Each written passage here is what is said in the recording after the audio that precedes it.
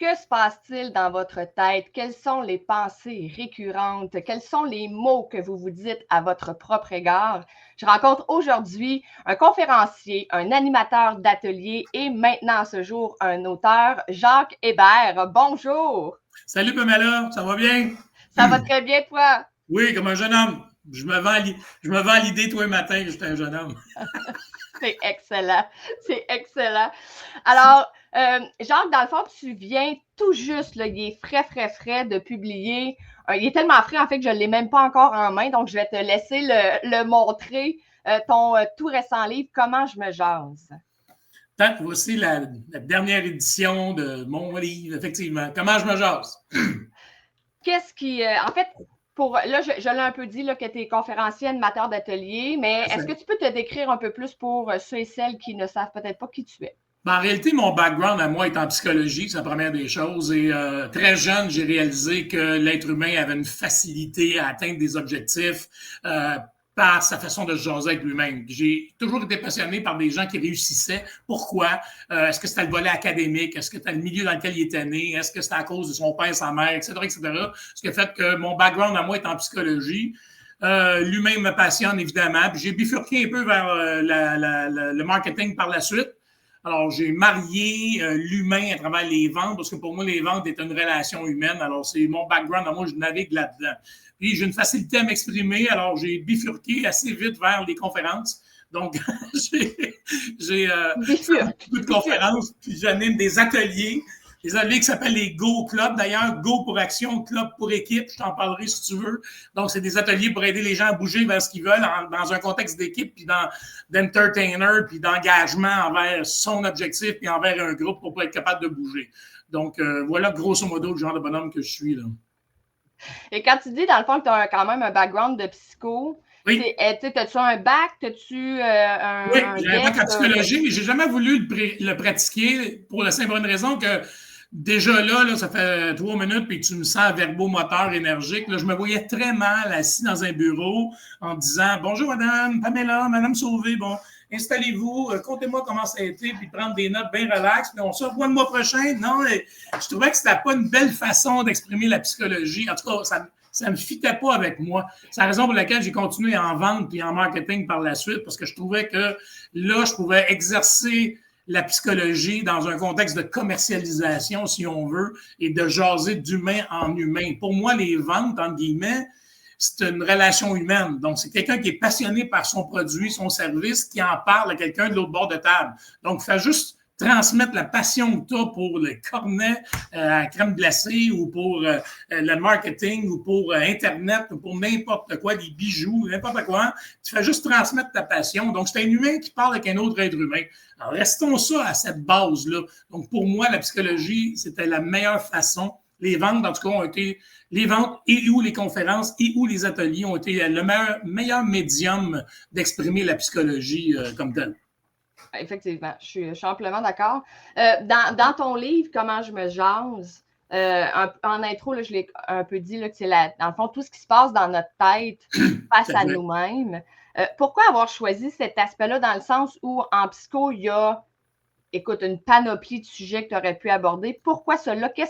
Qu'est-ce qui t'attirait dans ce sujet-là? Je te dirais, c'est la simplicité de la mise en application de ça. Tu sais, le comment je me jase, c'est vraiment orienté sur comment tu te parles toi. Et c'est vrai pour moi, là, tu sais, je suis pas Dieu le Père, moi, là, c'est juste la game que moi, avec, j'ai des défis de communication. Mais si on est capable, en claquant des doigts, se donner un pas de reculon, en disant, hey, à quoi je pense présentement?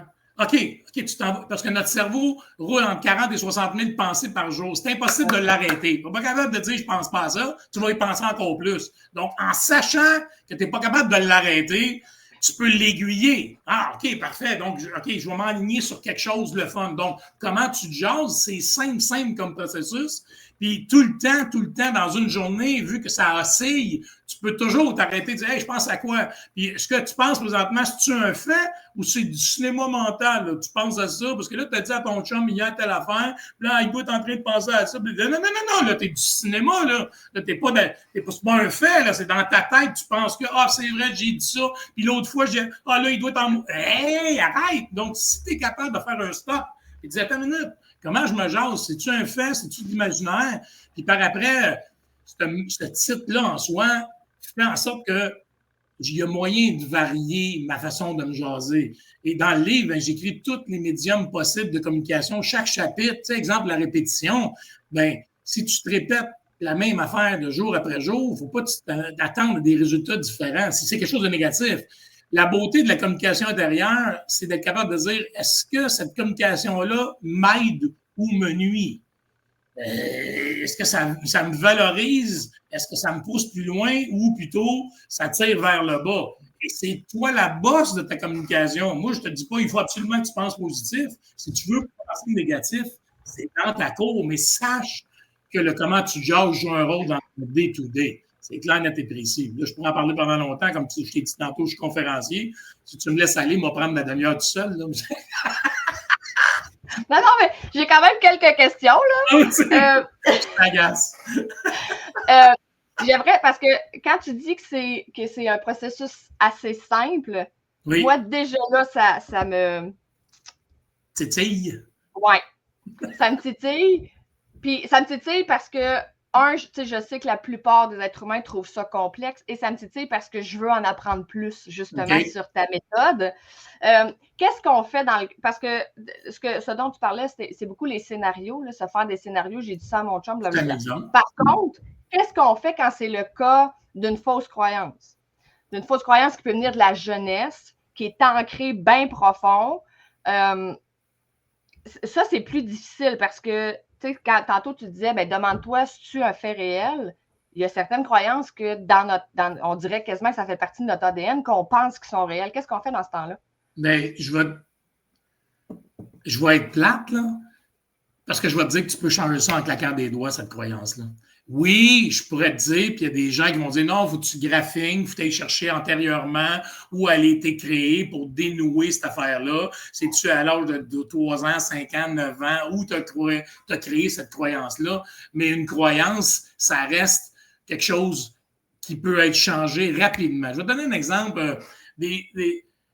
C'est vraiment une discussion interne qui fait que tu es capable de la changer ou pas. Prends ta croyance, là, puis ridiculise-la.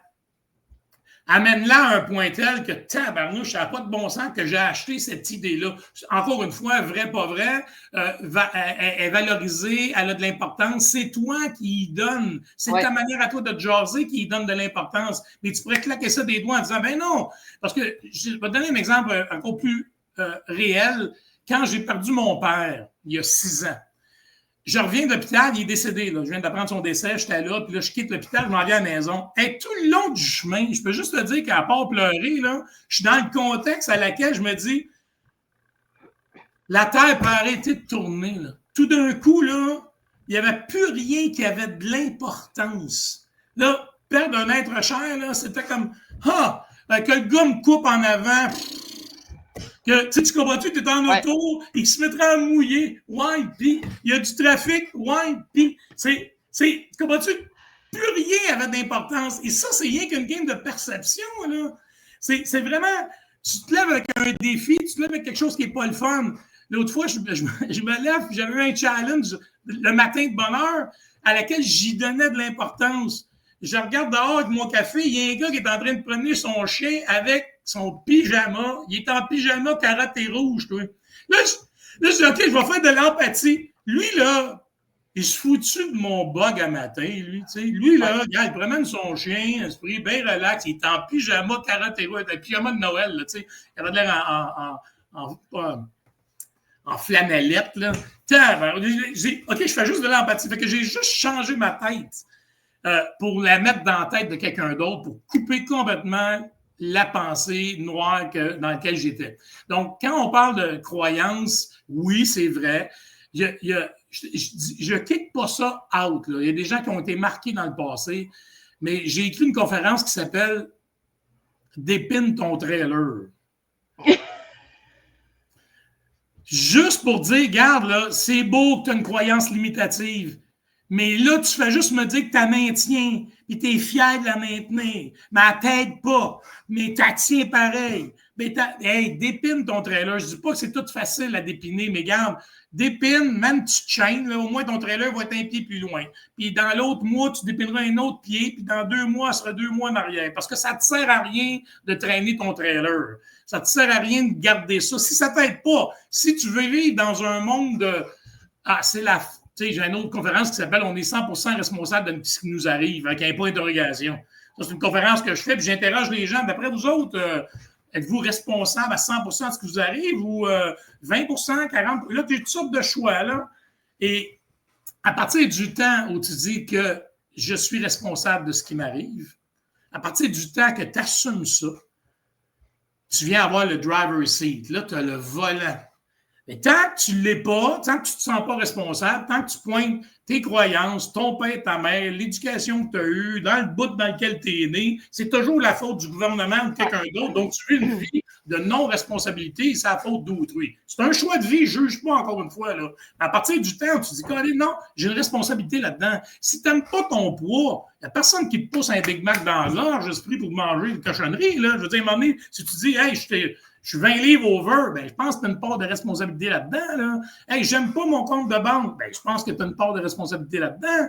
J'aime pas tel ami, mais je pense que tu as une part de responsabilité là-dedans. Arrête de me dire que c'est la faute d'un puis de l'autre. À partir du temps, comme je te dis, je ne juge pas, je ne critique pas. À partir du temps où tu dis, hey, non, je pense que j'ai une part de responsabilité là-dedans, là, tu deviens maître, entre guillemets. Là, tu as ton driver's seat et tu amènes ça où tu veux. Donc, une croyance limitative, j'invite les gens à y réfléchir, à dire, attends une minute, là, j'ai peut-être pas besoin. Peut-être que oui, peut-être qu'il faut que tu grappes, puis va consulter. C'est correct aussi, je suis très ouvert à l'idée, mais je pense que tu peux shifter ça assez rapidement quand même. Peut-être après une journée, 2 journées, une semaine, 2 semaines, mais à un moment donné, dis, Caroline, OK, j'ai acheté ça, moi, à l'âge de 8 ans, puis je traîne ça, puis ça m'aide pas.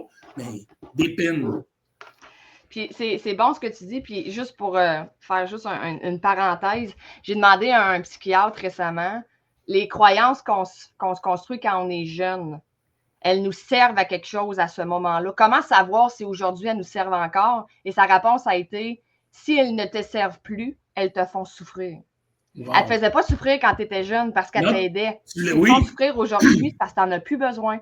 Tout à fait. C'est un super de bon. Moi, je trouve que ça l'aide un peu à aiguiller. OK, cette croyance-là, j'y crois, je comprends, mais elle me fait mal, elle me fait souffrir. Donc, dans le fond, j'en ai plus besoin. Et là, d'utiliser tes méthodes. Tout à fait. Tout à fait. Tu parlais de la répétition tantôt. Parce que, puis ça, c'est drôle, je l'ai déjà testé. Là, quand j'ai eu un rhume, je me suis répété pendant plusieurs minutes, je file pas bien. Mais 10 minutes, là, je filais. Écoute, j'utiliserai pas le mot, là, mais j'étais de la bouette, là. Vraiment de la bouette. Parce que moi, j'aime ça faire des tests pour comprendre la puissance du cerveau. Fait que si on se répète, mettons qu'on se dit, OK, je sais pas, je me trouve pas beau, pas belle, je vais arrêter de me le répéter, je vais plutôt me répéter le contraire. Ouais. Mais que tu y crois pas pantoute. Mm-hmm. Qu'est-ce que ça fait comme effet? Ça va être plus long. OK. Mais, tu sais, je me rappelle en psychologie à l'université, à un moment donné, ils nous font répéter devant un miroir tous les jours, de toutes les façons, j'ai confiance en moi. Ouais. Tous les jours, de toutes les façons, confiance en moi. Là, tu sais, t'as un petit ange c'est une époque qui dit, hey, ça a bien d'allure, puis t'as un démon qui dit, c'est une niaiserie, ça. Wow, ouais. C'est un conflit, là, vraiment, vraiment. Mais continue. À un moment donné, il y a les pupilles de tes yeux qui sont réfléchies dans le miroir, d'un coup, ça serait vrai. Tu sais, puis là, il monte une émotion. C'est sûr que je vous conseille de ne pas répéter ça avec des témoins dans la maison. Là, faites ça tout seul chez vous. Là. Mais tu sais, tous les jours, de toutes les façons, j'ai de plus en plus confiance. Tu sais, avec une fierté, là. Je ne t'embarquerai pas dans la synergologie. Je ne suis pas aussi compétent qu'Annabelle, là, mais tu sais, fier, là, avec les épaules en arrière, puis une fierté, le montant un peu plus élevé. Là. Mais dis-le, répète-le. Il y a comme une chimie qui s'exerce après un certain temps. Donc, la game va se jouer. Ce que je voulais aussi dire là-dessus, c'est que Dr. Coué, connais-tu Dr. Coué? Non, mais j'ai un de ses livres que je n'ai pas lu encore, la méthode Coué. C'est le / inventeur de l'effet placebo. Dr. Coué, c'est un pharmacien. Bon, ça se passe dans les années 30, OK? Je vais résumer ça rapidement, j'en parle dans mon livre d'ailleurs. Dr. Coué, c'est un pharmacien. Il y a une madame qui vient le voir puis avec sa prescription du médecin, puis lui, il regarde ça, il s'en va dans le backstore, puis il n'a pas. Puis là, il dit, Colin, moi, ils mettent des fausses pilules de sucre, des pilules qui n'ont aucun effet. Puis, il remet ça, puis il dit à madame, là, vous allez me répéter, c'est 3 fois par jour, là, au repas, vous prenez ce médicament-là. Puis, à toutes les fois que vous allez le prendre, tous les jours, de toute façon, je vais de mieux en mieux. Tous les jours, de toutes les façons, je vais de mieux en mieux. Répétez ça 20 fois. Donc, 20 fois le matin, 20 fois le midi, 20 fois le soir. Faites ça. C'est ça votre posologie. Vous viendrez me voir. Un mois après, la madame revient, elle dit « Hey, wow, Dr. Coué, merveilleux. » Elle dit « Je suis guéri. » Lui dit « Hein? J'ai rien donné. » Lui, il sait qu'il n'a rien donné. Et c'est là que ça part en disant « Voyons donc, le cerveau pourrait m'aider à guérir. » Donc, lui, là, évidemment, il est confronté à l'université, là, parce que les médecins disent « Voyons donc, qui est ce gars-là? Ça se passe d'allure. Nous autres, on étudie en médecine, patati patata. » Puis là, il fait les universités, puis il est confronté. Les gens ne croient pas. Et c'est la base de l'effet placebo. Puis lui, il a toujours dit « Je kick pas out le vrai médicament, mais je dis aux médecins, faites travailler vos patients avec le cerveau. Donc, le médicament, puis en plus, à dire au cerveau, regarde, voici où je m'enligne. » Parce que le subconscient, tu sais, dans une autre conférence, le subconscient, pour moi, c'est un chauffeur de taxi. Ton subconscient, son rôle, c'est de t'amener où tu veux aller. Et quand tu t'assieds les fesses dans un banc de taxi, tu dis « Amène-moi au coin de pied de Sainte-Catherine », il ne dit pas pourquoi tu vas aller là. Il t'amène au coin de pied de Sainte-Catherine. Donc, le cerveau fonctionne comme ça. Donc, c'est la même espèce d'histoire. Donc, tu prends un médicament, puis en même temps, tu lui dis « Amène-moi là ». Fait que tu travailles les deux conjointement pour guérir. Fait que, tu sais, non, c'est vraiment passionnant. Quand tu lis là-dessus, tu dis hey, l'être humain, c'est une maudite belle machine. Master, tu sais que le subconscient, c'est le chauffeur de taxi, il va t'amener où tu veux aller. La vraie question, c'est où tu veux aller. Où tu vas aller. C'est vraiment ça, la case départ. Donc, quand j'anime mes ateliers Go Club, c'est un peu ça. Le premier atelier, je dis où tu veux aller? Parce que s'asseoir, on me disait, une minute, oh non, moi je vais bien, j'ai une belle vie, j'ai un bon salaire, je voyage une fois par année, je suis marié, des enfants, nanana. OK, qu'est-ce que tu veux? Ça, c'est une vraie question. À partir de là, quand tu sais où tu veux aller, là, tu mets ton subconscient à ton service. Ouais. C'est vraiment passionnant. Puis il y a deux façons de trouver l'objectif. Je ne veux pas trop déborder là-dessus, mais un objectif, soit tu saches exactement où tu vas aller parce que tu y réfléchis et ça te tente vraiment, et où tu travailles avec la négation. Un gars comme Luc Poirier, peut-être que tu connais, là, le personnalité, Luc, c'est un ami à moi. Luc, c'est par la négation qu'il a atteint sa richesse financière. C'est-à-dire que lui, quand il était jeune, sa mère faisait la queue pour aller dans des bouffes populaires. Là, lui, il a vécu la pauvreté. Et c'est la négation, style, moi, je ne veux plus jamais revivre ça dans ma vie, qui lui a donné le kick-off pour dire, hey, non, tabarouette, moi, je ne veux plus vivre ça. OK, qu'est-ce que tu peux faire pour plus vivre ça? Et là, tu venais de trouver un objectif. Donc, c'est la même affaire. Tu peux travailler en sachant pourquoi tu fais ça, qu'est-ce que tu veux vraiment. Tu veux aller n'importe où, je ne sais pas moi. Qu'importe l'objectif, dans mes ateliers, j'ai des gens qui veulent perdre du poids, qui veulent partir à leur compte, qui veulent aller à Paris. Ça fait 4 ans qu'ils disaient à leur chum, ouais, il faudrait bien aller à Paris, j'aimerais ça aller en Europe. Qu'importe, ça fait des années que tu dis, j'aimerais ça gratter de la guitare. Ben, viens-t'en dans un Go Club parce que tu vas te mettre avec des gens qui veulent tout agrandir leur zone de confort ensemble, puis qui se challenge de semaine en semaine, puis qui se motivent. Puis toi, Pam, t'es rendu où? Parce que cette semaine, t'as dit que tu ferais ça. Là, t'es rendu où? Oh, Colin, il y a des semaines, tu ne pourras pas avancer, tu n'avanceras pas parce que tu as eu un paquet de responsabilités en arrière de toi, ou il y a d'autres tantôt où tu vas avancer, et même ton parcours va inspirer les autres dans le groupe. Tu avances, je ne veux pas, puis tu t'engages à bouger. On prend tout ça en note. Hey, Pam, tu as dit que tu marcherais 3 fois 30 minutes cette semaine, que tu irais voir pour des cours d'anglais dans ta région, puis je ne sais pas trop quoi avec tes enfants. Puis l'autre semaine, puis Pam, t'es rendu où? Et tu ne peux pas être backbencher d'un atelier comme ça. Tu ne peux pas dire, mais moi, j'ai rien fait cette semaine. Mais non, c'est Robert a bougé, Nathalie a bougé, Pamela a bougé. Là, tu te dis, Caroline, là, moi, je ne suis pas un loser. Là, je peux bien aller la semaine prochaine. Ça fait une dynamique qui fait que tu n'as pas le choix de bouger. Fait que là, écoute, je te fais une grande histoire avec tout. Ben, c'est vraiment. Moi, ça me passionne, là, fait que j'aime ça t'écouter. Fait que dans le fond, tu dis, on peut soit savoir où on veut s'en aller, ou l'apprendre en sachant ce qu'on veut plus. Tout à fait. C'est les deux façons de trouver un objectif. Tu peux savoir ce que tu veux, puis d'autres fois, ben, tu sais, on disait tout le temps, moi, je sais pas, moi, t'as plus de chum dans ta vie. Tu dis, bon, je sais pas quel genre de chum que je veux, mais je sens maudit qu'est-ce que je veux pas. Ben, ça est un élément déclencheur pour dire, OK, maintenant, tu sais ce que tu veux pas. Quelle action que tu vas faire maintenant pour pas reproduire ce que tu veux pas. Et ça vient de te redonner un autre objectif, ça. Fait que, donc, puis bon, là, je t'ai parlé de répétition, je t'ai parlé du Dr. Coué. C'est Eleanor Roosevelt qui disait, tous les matins se levant, c'est un gars, un président d'Angleterre, les gens conspirent pour mon succès, j'ai hâte de voir ce qu'ils m'ont préparé un matin. Ça, c'était comme ça que ça se levait. Tous les matins, les gens conspirent pour mon succès. J'ai hâte de voir ce qu'ils m'ont préparé un matin. Fait que tous les jours, il est persuadé que tout ce qui y arrive, c'est pour son succès.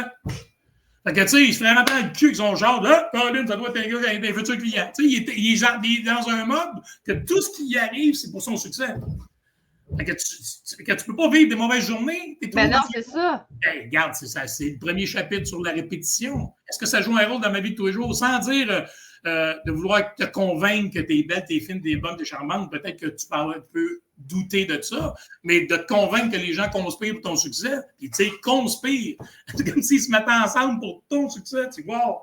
Fait que si t'es convaincu de ça par un mode de répétition, wow, tu passes des journées super le fun. Il n'y a rien de mal qui t'arrive parce que tu penses toujours que c'est ton succès, même s'il t'arriverait quelque chose de négatif ou pas le fun selon la paire de yeux de quelqu'un d'autre. Ta paire de yeux à toi est complètement orientée différemment. Après-midi, à 4 heures, je fais une conférence. C'est justement, je parle de ça, des moyens de communication. Le titre de ma conférence, c'est « L'humain derrière l'entrepreneur ». Justement, pour parler de l'humain, que l'humain et l'entrepreneur se jasent différemment. C'est clair, net et précis. L'entrepreneur, pour lui, des vacances, c'est quoi ça, des vacances? C'est pas. Il y a une façon de voir différente qui fait en sorte que ça l'amène où il veut aller. Mais c'est vraiment une game de comment je me jase. Moi, je suis persuadé. Mon livre, c'est dans sa simplicité. Je suis un capoté de lecture et je ne lis que du développement personnel et de la psychologie. C'est juste ça, mes lectures. Quelques romans de temps en temps, mais la majorité du temps, c'est juste ça. Donc, j'apprends, j'expérimente. C'est phrasé différemment, puis là, je mets à la sauce Jacques Hébert un peu avec les baguettes dans les airs puis ma façon de m'exprimer, mais je suis juste un canal de communication entre mes lectures puis un auditoire. C'est juste ça que je fais, là. Et je suis convaincu que la manière qu'on jase, tu sais, tu te lèves un matin, tapes le petit orteil sur la patte de lit. Oui, Caroline, t'en vas dans la douche, pas d'eau chaude le matin, mauditement, t'en vas de laver les dents, pas de pire pas ta dent, journée de marde. Puis là, tu mets tes lunettes de marde, là. C'est ça que t'as fait, ta journée elle est comme ça. Là. Et Christy, ça va pas bien. Il mouille encore, ben c'est ça. Et là, tu viens de mettre tes lunettes de marde qui va faire en sorte que tu vas regarder juste ce qui est marde aujourd'hui. Parce que c'est tellement que t'as parti ta journée juste pour dire à ton chum en revenant à soir, elle l'avait dit, hein? Qui te l'avait dit, là? C'est fou! C'est fou! C'est tellement mon genre! Mais as-tu vu comment tu t'es programmé? Ben, je parle de ton genre, mais c'est juste une game de programmation de matin, là. Et je comprends que ça peut arriver honnêtement, est-ce que je suis haut sur un rail de même? Non, j'ai des journées chenoutes, moi, avec, mais moi, j'ai pas des journées chenoutes. J'ai des moments chenoutes. Ouais. Moi, ça va me prendre 1 heure pour revirer de bord. Là. Mettons, une mauvaise nouvelle, je suis pas mieux que personne. Là. Je ne fais pas sur le dessus d'une vague toute ma journée. Là. Il y a des fois que ça varie, ça oscille, notre cerveau, il roule tout le temps. Donc, mais moi, je ne serai jamais une journée down. Je vais être une couple d'heures down, mettons. Je vais être, tu sais, mais c'est jamais. Fait que tout ça, par rapport à comment tu colles la chouette le matin en te levant, puis parce que, tu sais, on parle de loi de l'attraction. L'exemple commun, c'est que tu as déjà acheté un véhicule neuf. Bon, ben à partir du temps, tu te dis, bon, ben là, je viens de trouver mon véhicule, c'est un Honda Accord rouge. À partir de ce temps-là, tu en vois partout des Honda Accord rouges. Ouais. Est-ce qu'il y en a plus sur le terrain? Non, c'est parce que toi, ton cerveau est orienté à dire, ouais, Honda Accord rouge, c'est ça, tu en vois plus. Bon, mais si tu prends cet exemple anodine-là avec une joie de vivre, du bonheur, des sourires, tu vas voir rien que des sourires, tu vas voir rien que des gens heureux, tu vas voir rien que des belles expériences. Tu comprends-tu, là? Si tu mets ta paire de lunettes en disant, hey, wow, qu'est-ce qu'il y a de fun aujourd'hui? Tu vas regarder rien que tes affaires de fun. Et c'est fou! Fait que, comment je me jase? Ben, c'est tout ça, là, tu sais, dans le fond, c'est vraiment. Donc, c'est cucu bête, là. C'est vraiment. Tu dis, il y a moyen. Si tu n'es pas satisfait de ce que tu vis, de te jaser autrement pour faire un changement majeur. Si tu ne veux pas, c'est aussi ton choix. Je ne juge pas, je ne critique pas. Je fais juste te dire que tu as un pouvoir intense sur ta réalité de vie à toi, tout simplement. C'est drôle que tu aies donné l'exemple de la voiture parce que je m'en allais justement dire, ça me fait penser au système réticulé activateur. Oui, tout à fait. Du moment où tu décides que tu veux quelque chose, là, je m'en allais donner deux exemples, celui de la voiture que tu as faite ou celui-là d'une femme qui veut tomber enceinte. Elle va voir des femmes enceintes partout. Oui, tout à fait. Si tu te lèves puis t'attires, pas t'attires, mais tu te lèves le matin, tu te cognes l'orteil et que tu ne focuses que là-dessus, puis sur le fait que ta journée va être de la merde, ben, ton cerveau va juste s'organiser pour que tu vois tout ce qui est de la merde dans ta journée. Tu sais, je te partage quelque chose de personnel. Ma mère, elle a 90 ans. Je lui parle à tous les matins. Je la vois tous les 2 fins de semaine. Je passe des journées avec elle. Puis tout. Mais fin d'histoire, écoute, ma mère, quand elle me parle, elle a 90 ans. Il faut se mettre dans le contexte qu'à 90, t'as des bobos partout, esprit. Puis bon, dors pas toutes tes nuits. Blablabla. Là, quand ma mère a fini son 2 minutes de schnout, bon, parfait. C'est le fun que tu m'aies partagé ça. Je suis très heureux. Merci. Puis là, je suis très attentif là, à ses propos. Là. Je ridiculise pas ça. Mais assez vite, je vais dire, bon, parfait. Claude Bruno, qu'est-ce qu'il y a de fun dans ta vie, là? Non. Regarde, je veux dire, tu restes encore à la maison, ouais. Hey, aujourd'hui, il fait soleil, tu vas pouvoir même lire sa galerie aujourd'hui. Ouais, c'est vrai. T'as encore tes yeux. Ouais, oui, t'es encore habile de tes mains, un petit peu d'arthrite, mais ouais, c'est vrai. Puis là, je commence à faire sortir une coupe d'affaires, juste parce que je sais ce que je joue comme rôle, là. Elle est en train de penser à d'autres choses. Mais inné, les personnes âgées, ils se parlent de leur bobo, Christy. C'est inné, c'est omniprésent dans leur vie. Mais ça prend juste 2 minutes, puis il commence à poser des questions sur ce qu'il y a de fun dans sa vie, puis ça amène la tête ailleurs complètement. Puis là, elle me lâche le téléphone. Bon, ben, hey, bonne journée, ben, toi aussi, Colin. Tu sais, ça a pris 2 minutes shifter le mental de l'autre en lui posant des questions. Tu sais, la formule reconnaissance, là, moi, j'écris ça tous les matins, là. J'écris tous les matins en me levant, 1, puis 2, j'ai une page. D'un bord, j'écris ma journée d'hier, ça aujourd'hui, blablabla. À gauche, j'ai mes reconnaissances. Juste faire réaliser que quand tu conjugues reconnaissance, tu penses aux belles affaires qui se passent dans ta vie, puis je te jure, ton gros problème, ils viennent de prendre le bord. Là. Quand tu réalises que tu as des enfants, tu es en santé, et que tu te lèves tous les jours, tu vis dans un pays qui n'est pas en guerre. Tu sais, tu es en santé, tu as des enfants, tu as un compte de banque, tu as de l'argent, tu as de la bouffe dans ton frigidaire. Tu peux faire tout ce que tu veux. Tu es en santé, quand tu peux te lever un matin et sortir dehors pour faire n'importe quoi. Wow! Puis un matin, tu te dis non, tu n'as pas le droit. Tu n'as pas le droit. On n'est pas dans un pays en guerre. On vit dans un pays libre. Tu n'as pas de limite de revenus. Au Québec, tu peux gagner 20 000 par année, 100 000 par année ou 20 millions par année. Et toi, qui cadre l'achat, voyons là, toi. Tout le monde veut venir rester au Québec. Et ça ne te tente pas matin parce que tu es un petit peu grippé. Comment on dit? T'es sérieux? J'adore ça. Combien tu as de conférences, Jacques? Parce que tu dois en avoir nommé 8 juste depuis tout à l'heure. Mais j'en ai une quinzaine à peu près. Une quinzaine, mais à part tous ceux que je monte tailor-made, c'est là mon client. Là, c'est sûr que ma prémisse de travail va toujours jouer sur l'humain. Je ne ferai pas une conférence demain matin sur le calcul différentiel et intégral, là, mais je roule toujours sur l'humain. Tant que les gens vont... Je vais toujours monter de quoi avec la base de l'humain. J'en ai une quinzaine là, at large, j'ai déjà monté. Puis j'en monte régulièrement, je te dirais.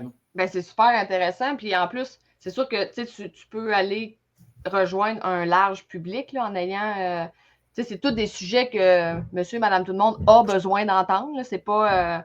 Tandis que si c'était sur le calcul référentiel, il y a comme moins d'adeptes dans le monde entier, disons. Là. Non, c'est clair. Puis je demande à mon client de me laisser carte blanche un peu là-dessus. Là. Je vais naviguer sur le sujet qu'il veut que j'aborde, mais il va falloir qu'il me laisse une carte blanche parce que je vais toucher à l'humain à un moment donné. C'est ma façon à moi. Si tu veux pas ça, ben engage-moi pas. Là. Je veux dire, je suis très transparent. Là. C'est pas malsain. Ça peut être pas un choix. Il y en a plein de conférenciers au Québec. Là.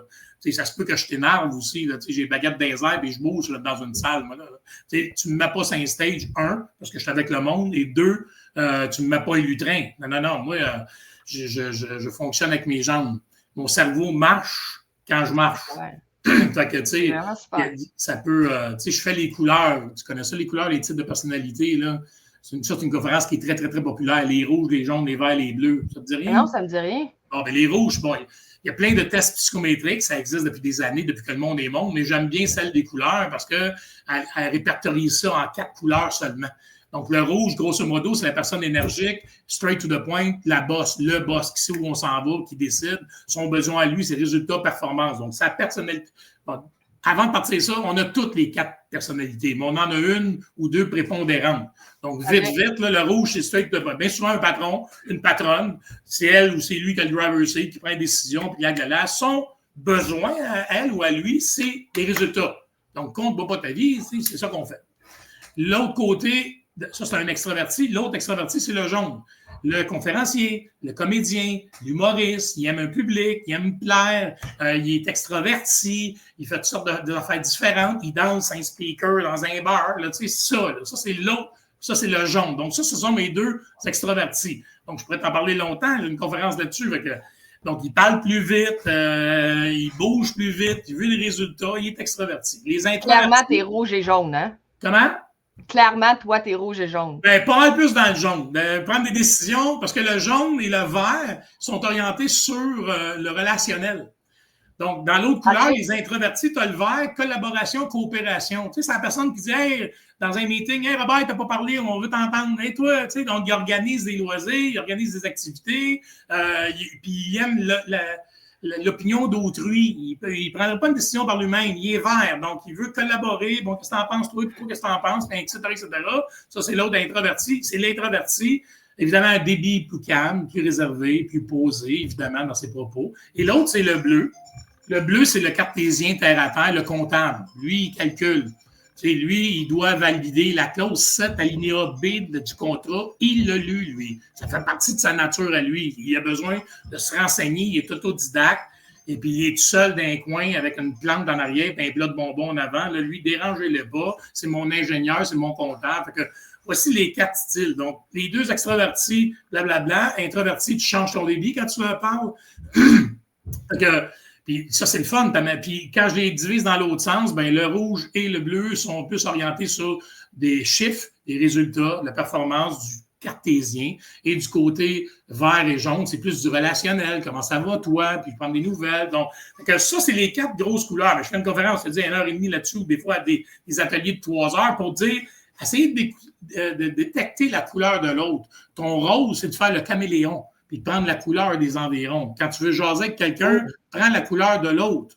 Puis là, tu vas voir que ta communication, là, j'ai du fun dans des salles, parce que là, tu viens de comprendre pourquoi tu t'es pogné avec ton chum hier, là, parce que là, okay, lui, il était rouge, puis il voulait aller, je sais pas, moi, je suis à la cage au sport, puis toi, il dit non, on va ça. Bon, là, tu viens de comprendre peut-être un peu les différences du pourquoi de, parce que lui, il veut le résultat, puis toi, tu es plus dans le relationnel, comment ça va, puis bon, fait que ça explique un peu, puis c'est juste le fun. Je donne des exemples, je fais des jeux avec ça, je fais amener les gens en avant, puis je leur fais jouer avec une autre couleur que la leur. Je leur donne un bracelet avec leur couleur pour que dans le congrès, ils puissent s'identifier. Donc, si tu parles avec un rouge, ben, parle de résultats, pas augmente ton débit. Si tu parles avec un bleu, ben, l'inverse. Parle de relationnel ou parle de change ton débit, plus calme, plus posé. Ah oui, toi, t'aimes ça, les vraies affaires. Donc, c'est juste le fun. Et ça, c'est une conférence qui est très demandée, là, parce que tu sors de là, c'est autant bon sur le corporatif que dans ta vie personnelle. Ah ouais. Là, tu viens de m'appliquer ça. À partir du temps où tu sais ça, ben là, ton défi, c'est de faire le caméléon. Parce qu'un jaune qui rencontre un autre jaune, le feu est pris, on a du fun, les 2 bleus ensemble, ouais, as-tu lu la clause 4, toi? Ben oui, j'ai lu ça. Puis ça a l'air que la loi dit que, puis là, t'as du fun. Les 2 mêmes couleurs qui se rencontrent, c'est le party. Mais à une autre couleur, tu dois faire le caméléon un peu. Hey, c'est vraiment... Écoute, ça fait déjà une demi-heure. Je t'aurais écouté pendant 2 heures, Jacques, là, pour vrai. J'étais en train de... Tu parlais, puis je t'écoutais, mais en même temps, j'étais en train de me dire, OK, il faut que je trouve une autre raison pour y faire une autre entrevue pour que je continue, parce que je t'écouterais. Les gens qui voudraient te joindre, ils peuvent passer par quel... mon site web, lejeanquébert.com, www.lejeanquébert.com. Le est important parce que la première conférence que j'ai écrite, ça s'appelle « On est tous uniques et plein de potentiel ». Et mon logo d'entreprise, c'est un spermatozoïde. Non. C'est pas... Non, mais... Ça démontre bien. Non, mais parce que c'est un running gag, parce que c'est prouvé médicalement parlant qu'à la naissance, il y a des millions de spermatozoïdes qui veulent féconder l'ovule. Il y en a un qui est passé, c'est toi.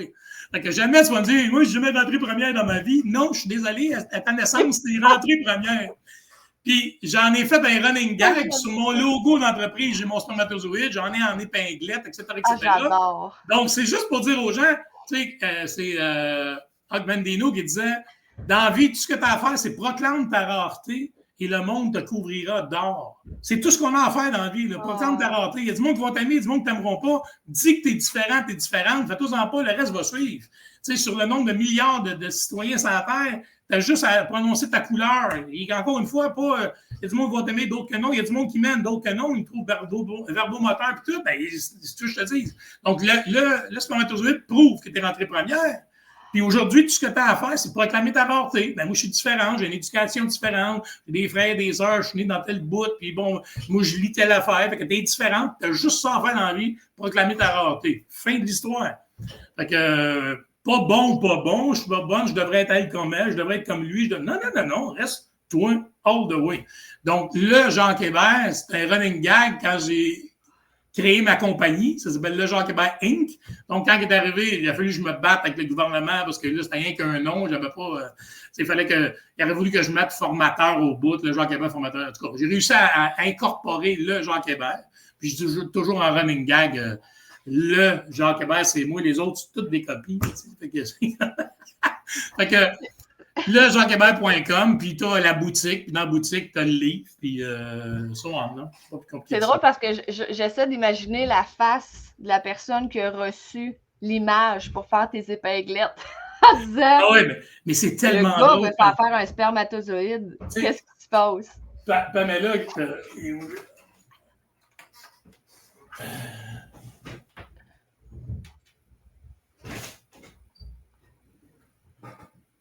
je sais pas si tu le vois comme vous. Mais... Ah, c'est excellent. Ah, j'aime ça. Regarde, c'est spermatozoïdes. Oh mon Dieu, j'aime ça. Fait que, tu sais, ça, là, je porte ça en épinglette dans un 5 à 7, tu sais, là. Puis là, ce qui est le fun, c'est là, tu vois tout le monde qui me regarde le spermatozoïde, là, dit, hey, excuse, ouais. Peux-tu te poser une question? Ben oui, vas-y. C'est quoi ton épinglette? Là, la question piège, c'est, d'après toi, c'est quoi? Là, pas comme mal à l'aise de répondre. Oui, mais c'est un peu ça. Là, tout le monde dit spermatozoïde. Il n'y a personne qui crie ça fort. Hey, ça me non, spermatozoïde. Parce qu'en même temps, si tu dis ça puis c'est pas ça, t'as l'air cabochon, fait que tu veux pas. Ben, tu sais, j'ai eu des affaires comme ça a l'air d'une balloune, ça a l'air de logo de Red Max. Tu sais, il y a eu toutes sortes d'affaires à un moment donné. Et quand j'ai dit spermatozoïde, ah oui, pourquoi? Puis là, je leur explique ce que je t'ai expliqué, parce qu'on est tous uniques. Puis moi, en réalité, ça, c'est un ancrage. Tu connais la PNL. Donc, quand je fais des conférences sur le sujet, on est tous uniques et bien potentiels, je remets un spermatozoïde à tous les gens. C'est pour que laisse-les à tes enfants. Dis, regarde, là, tu te fais écœurer à l'école présentement, c'est correct, vis ça, mais sache que tu es différent, que moi, être en arrière de toi, puis travaille avec cette unicité-là. Point final. Donc, t'es spécial à mes yeux, tu vas rester, tu comprends-tu? Véhiculer cette information-là en disant, non, t'es rentré premier, là. T'es rentré premier, arrête de te comparer aux autres, t'es rentré premier, première, puis affiche-le. Donc, j'ai fait faire des spermatozoïdes que je remets à tout le monde et ou un porte-clés. Pour une femme, évidemment, porter un spermatozoïde sur l'épaule, ça a l'air louche un peu, là, mais j'ai fait faire un porte-clés. Donc, porte-clés en forme de spermatozoïde en disant... fait que c'est le running gag du le Jacques Hébert, là, le à l'avant, là, il est tout exprimé avec... il y a tout cet axe de réflexion-là avant de... Donc, voilà. Jacques, un immense merci. C'était absolument plaisir. Fantastique. Écoute, comme je l'ai dit, là, je pourrais t'écouter pendant des heures et des heures. Tu es vraiment inspirant. C'est le fun de t'écouter. C'est passionnant de te voir aller. Merci d'avoir accepté cette entrevue avec moi. Merci à toi. Et juste peut-être remontrer ton livre une dernière fois là, pour celles qui voudraient se le procurer. L'autre bord, ouais, moi aussi, je fais tout le temps ça. Comment je me jase de Jacques Hébert chez les Béliveau éditeurs? Il est confronté à l'intelligence artificielle. Là. Donc, tu sais, il faut comprendre, là, comme je t'expliquais tantôt, tous les médiums de communication, j'ai interrogé ChatGPT, c'est-tu vrai? C'est-tu fonctionnel? C'est-tu prouvé scientifiquement? Y a-t-il des personnalités connues qui s'en sont servies? Y a-t-il des histoires à succès que tu peux me conter avec ça? Donc, chacun des médiums de communication est confronté à l'intelligence artificielle. Donc, j'ai voulu confronter mon livre avec l'intelligence artificielle puis voir les résultats de ça. Et je te dirais que positif, négatif, je les ai publiés. Et il n'y en a pas de négatif, dans le sens qu'il n'y a pas un médium de communication que j'ai mentionné qui n'est pas vrai, qui n'est pas fonctionnel. Mais c'est le fun de lire la réponse de ChatGPT, là. Fait que c'est ça, il est monté en conséquence de ça. C'est formidable. Alors, pour ceux et celles qui nous écoutent, je vous souhaite une excellente lecture. Évidemment, vous pouvez vous rendre sur le site de Jacques pour en apprendre davantage, peut-être assister à une conférence ou si vous êtes en entreprise, à faire une demande pour le recevoir. Jacques, un immense merci et c'est sûr qu'on se reparle pour une autre entrevue. T'es bien gentil. Merci beaucoup, Pamela. Bye tout le monde. Bonne journée à toi.